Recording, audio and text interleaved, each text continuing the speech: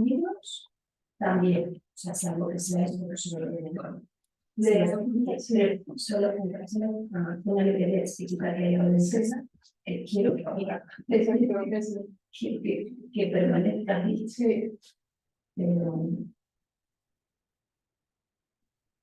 Qué chulo. Y de realidad, ¿sabes? Está el game en book launch. Ah, ya no te entiendes. Está el game en el audio. También estamos con pena.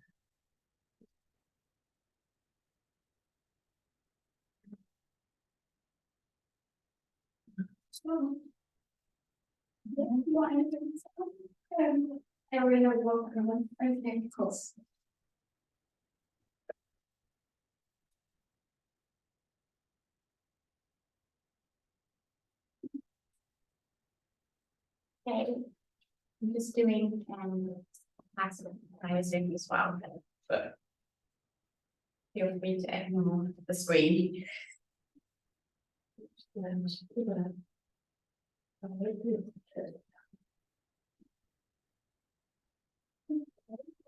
To meditation circles, September meditation circle.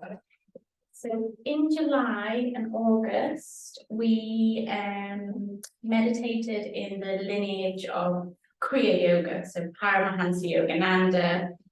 You're reading his book, Autobiography of a Yogi, and we all had some quite deep spiritual experiences.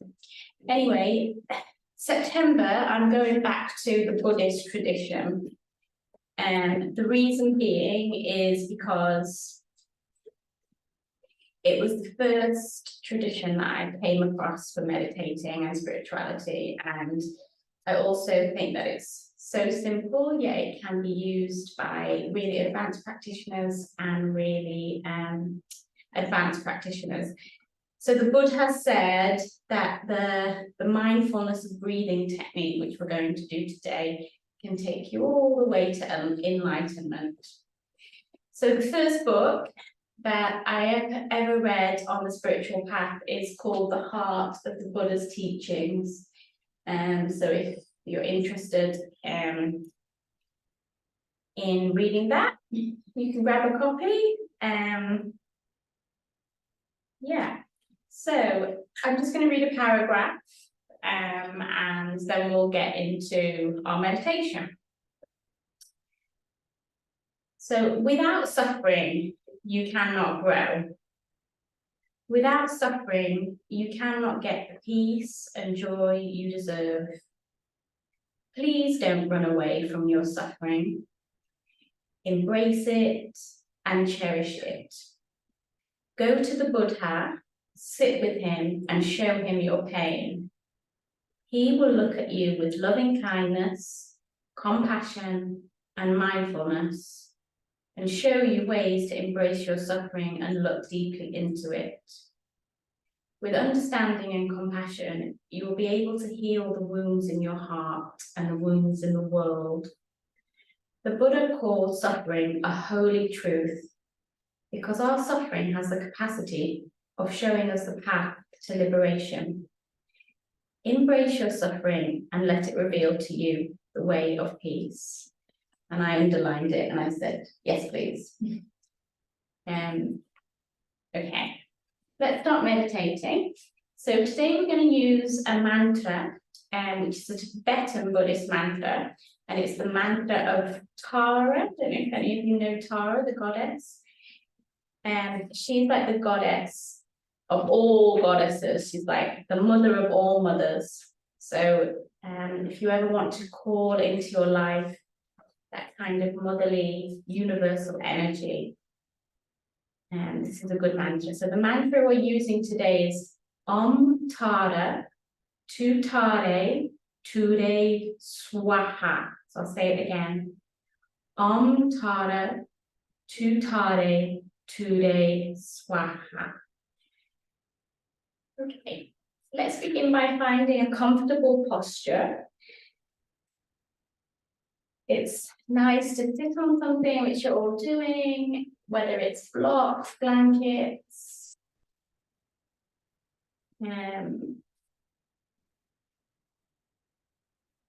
Yeah. And we'll begin by having a body scan. So you could try your hands in a Zen mudra or on your knees, or if you fancy. This is Buddhism, there's no strict rules. And then extend your spine and just roll your shoulders up, back, and down.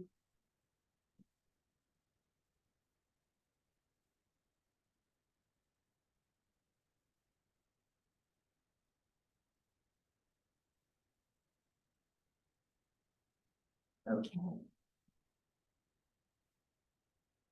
And like all my meditations, it will be quite an active meditation, and there'll be several parts to it, and I'll guide you through every part. So the first part is a body scan. So we're going to try and scan the body and relax the body. So one of the instructions that the Buddha gave for meditation is you have to be comfortable. So if you need to make any alterations, do that. And throughout the meditation, if you feel like you need to move, observe it. That desire to move might just disappear. But of course, if it doesn't disappear and you're in pain, then you won't move. Okay. Okay. So let's start by saying hello to our body. Hello, body. Hello, body. And we greet our body with loving kindness, compassion, and mindfulness, just like it said in the passage. So sometimes you might greet your body and your body might be wonderful, raring to go, feeling super healthy. And other days you might greet your body and there's a pain here, an injury there, a bit of tiredness here. And whatever we find, we still greet it with loving kindness and this sense of radical acceptance.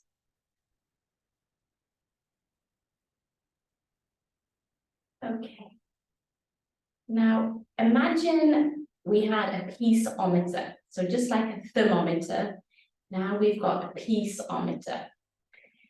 And I'm going to ask you to give your peace like a ratio, a score.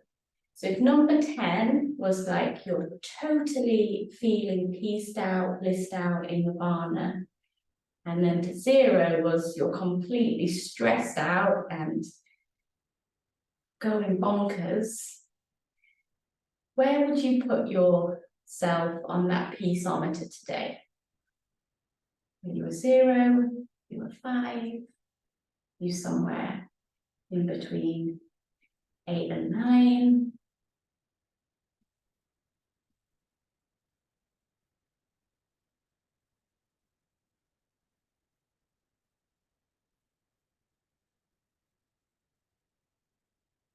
And as always, there's nothing to change. You're just bringing awareness. Right now, in this moment, I'm here on this path at this point. Now let's relax the body. So hello body, I love you. I'm going to relax you now. So place your attention on the crown of your head. And just like you would to a dear friend, say, relax, head, face, eyes, jaw, mouth, relax. Relax shoulders and arms and hands, relax.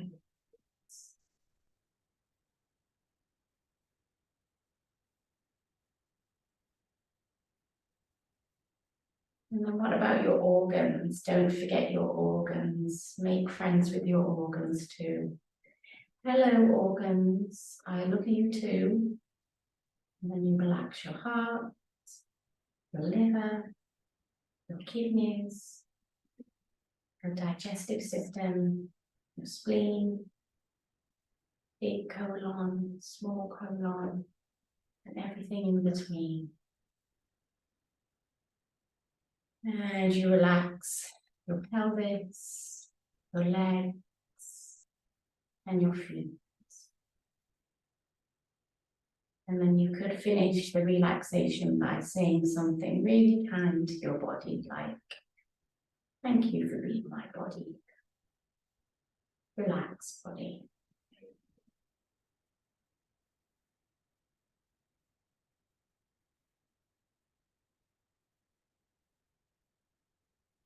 And now we'll do a little visualization. So I'd like you to visualize that in your right hand and in your left hand, you're carrying two very heavy bags. The bag in your right hand has the letters F-U-T-U-R-E written over the front of it, and that's your future. And the bag in the left hand has the letters P-A-S-T written over it, and that's your past. Now, we're not saying that it's bad to think about the past or it's bad to think about the future. Both of those things have value if done with mindfulness. But right now, for this meditation, we do not need either of those bags. So just place those bags on the floor and let the past and the future go. You can pick them up again after your meditation. And the Buddha taught that if you really care about your future, you will learn to place more attention on the present moment, where the future is being made.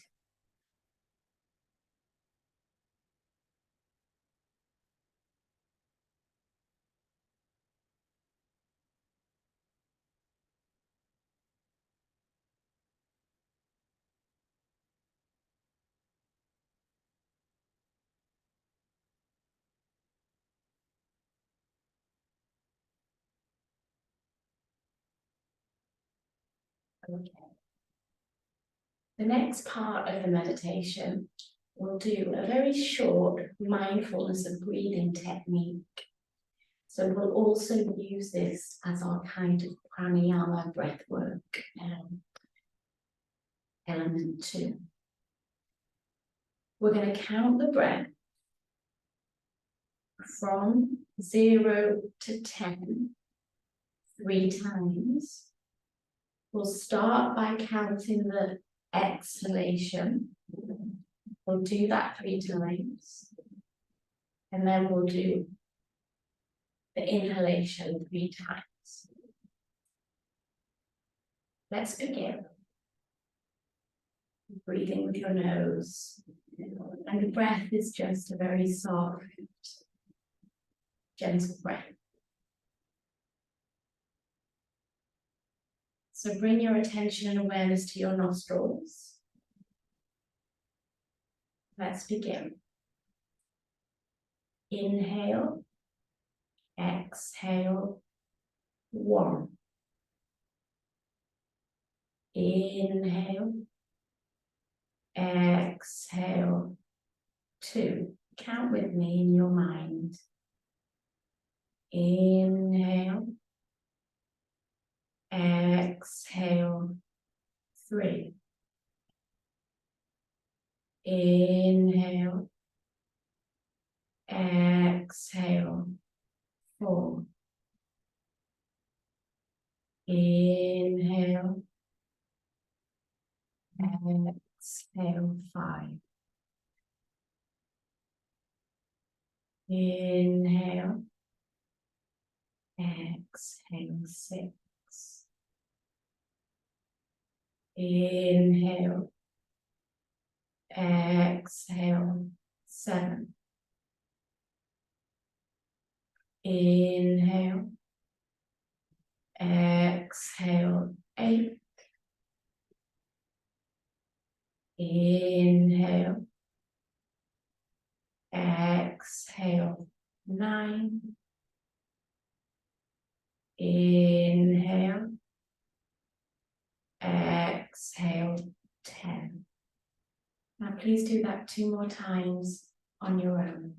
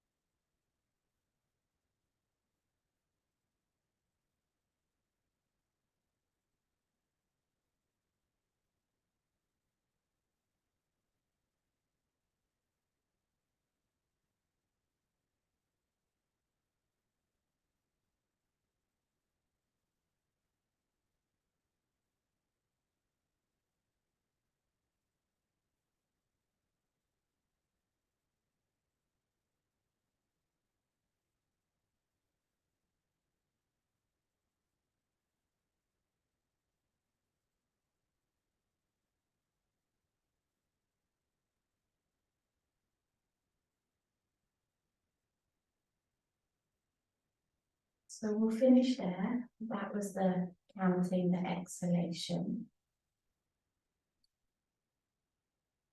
And if your mind wandered, please don't worry about that. But a million, trillion times, try your best to just bring it back to the breath.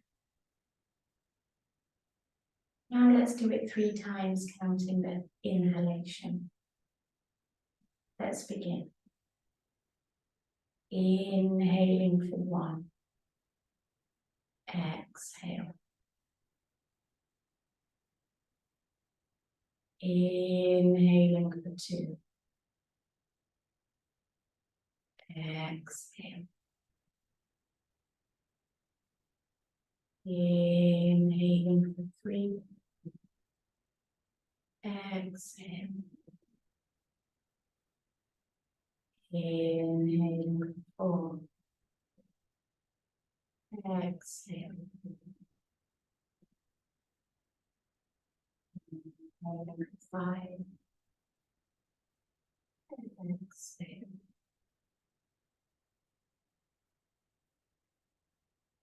6. Exhale.